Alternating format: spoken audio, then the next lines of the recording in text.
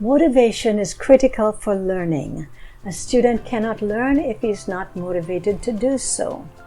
Both psychological and neuroscientific evidence shows that motivation and cognition, which is the process of thinking, are linked. There are both lower brain centers and higher brain centers associated with motivation, and motivation can actually be learned. Welcome to Ruthsstraighttalk, the channel designed to help you, your students, and your children live fuller lives, become lifelong learners, and grow into the awesome human beings you were designed to be. I'm Cynthia Ruth. In this video, I will share with you several ways to motivate your students. I will explain several outstanding strategies to help them engaged and excel academically. Also, don't miss my bonus strategy at the end of this video. So let's get right to it. Here are a few strategies to help your students become motivated to learn. The first strategy is pair-on-pair help. This strategy will work for all subjects. Students who work quickly and with quality is paired with another struggling student to help him with the assignment. Or a pair of students are assigned to help a student who's having difficulty learning the new concept. The helpers do not do the work for the struggling child, but instead help us explain the new concept in their own words. Student lingo, so to speak. They may use examples of how they worked on problems associated with the concept, or make up their own problems or critical thinking situations to help that student that is having difficulty. Number 2, find your match. This can be used again for any subject. Teachers use index cards and write down certain things such as words, slash definitions, decimals, percentages, fractions, equivalents, etc. Students then choose a card at random and go to the other students to find their match. This helps struggling students because students looking for answers or knowledge are helped by other students looking for their match. Students become teachers and all students have those learning moments. This can also be used as an exam review for vocabulary, math facts, concepts and problems, social studies and science. Number 3, Apollo 13, Houston, we have a problem.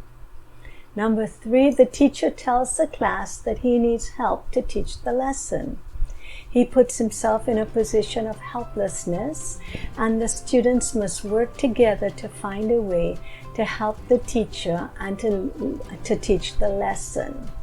And while they are considering how best to help the teacher, they are also learning the material. Number 4, call grandma. When a student does extremely well in class, the teacher can call their highest authority, grandma, and invite her to a celebratory lunch with candles and tablecloth. The teacher will call when everyone can hear and invite grandma to lunch sometime. The child, grandma, and teacher will have a special lunch together, and it's okay if parents show up as well.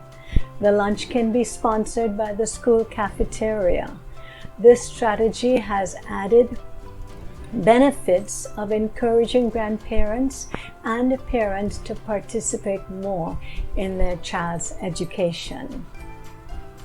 Number 5, turn a problem student into your helper to reduce problematic behaviors. This will also work for all classes and all students. Teacher can use class jobs as a reward for positive behavior. Also, you can create opportunities for leadership and a chance to change disruptive behaviors. For example, a disruptive student who actively provokes other students and creates unsafe situations could be placed as teacher's aide in the classroom. Most times, he will step up as a leader. He will monitor the class behavior and organize activities, etc. And the disruptive and provoking behavior will decrease. The bonus strategy works well with language arts classes, but they can be tailored to meet any other classroom requirement. This is called the reading marathon. This strategy is especially useful for language arts literature block classes. Groups of 4 students sit around a table and decide to do one of the following options. Number 1, each student in the group reads the same book. Number 2, each student in the group reads a different book but by the same author. Number 3, each student in the group reads a different book from the same genre. And number 4, each student in the group reads a completely different book.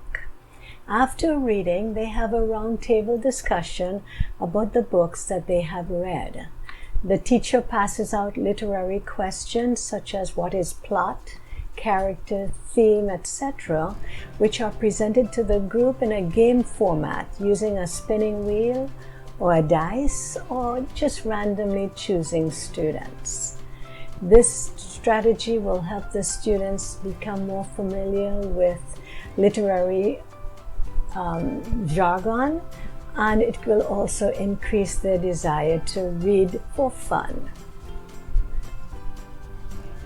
So there you have it, several strategies to help your students stay motivated. If this video has helped you, please leave me a comment at the bottom of the screen. Also, if you have a story, a tip, a strategy, a question, or just some advice that you would like me to share with my audiences, please also leave me a comment at the bottom of the screen. Click on these videos above for more awesome information on education and parenting. As always, it has been a pleasure to have you visit with us at Ruthsstraighttalk.com. It's been a pleasure. Happy learning and goodbye.